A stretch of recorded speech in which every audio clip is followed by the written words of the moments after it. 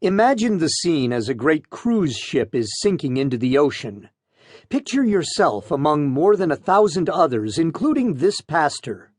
The ship's bow falls beneath the surface, and heads are bobbing on the water everywhere. Most passengers did not have time to don life jackets. Some are hanging on to a little piece of wreckage. Others are treading water as best they can.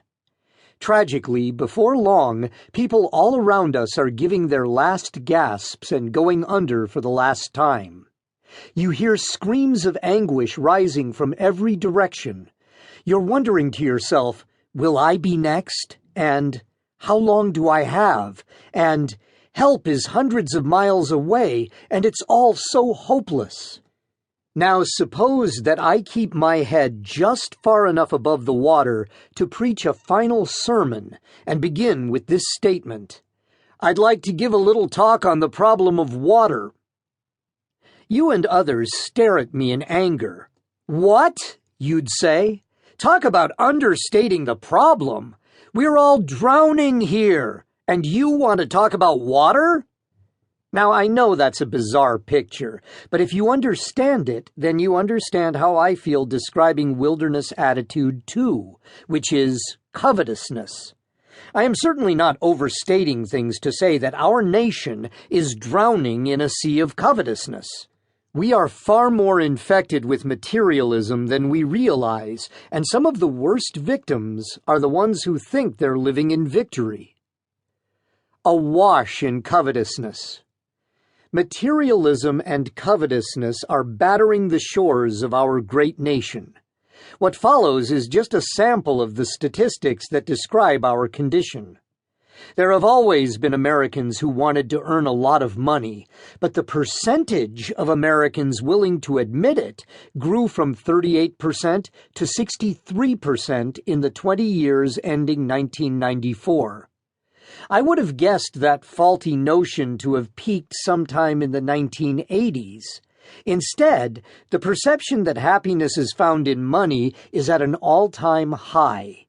In fact, when the Higher Education Research Institute at UCLA conducted a massive survey of college freshmen, they found that the number of college freshmen who linked prosperity and happiness grew from 41% in the late 1960s to 74% by the mid-1990s.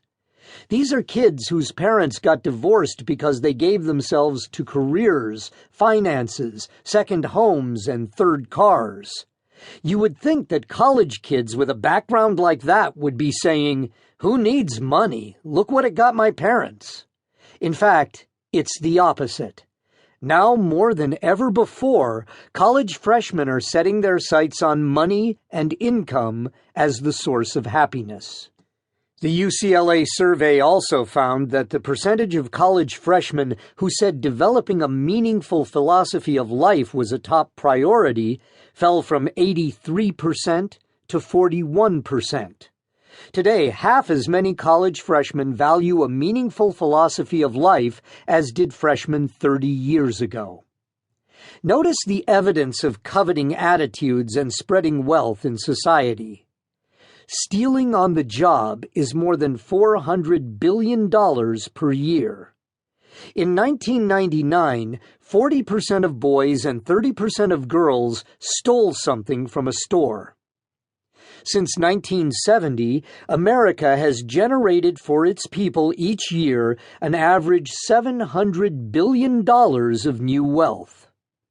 The number of millionaires soared from 120,000 in 1970 to almost 2 million in 2000. Water, water everywhere.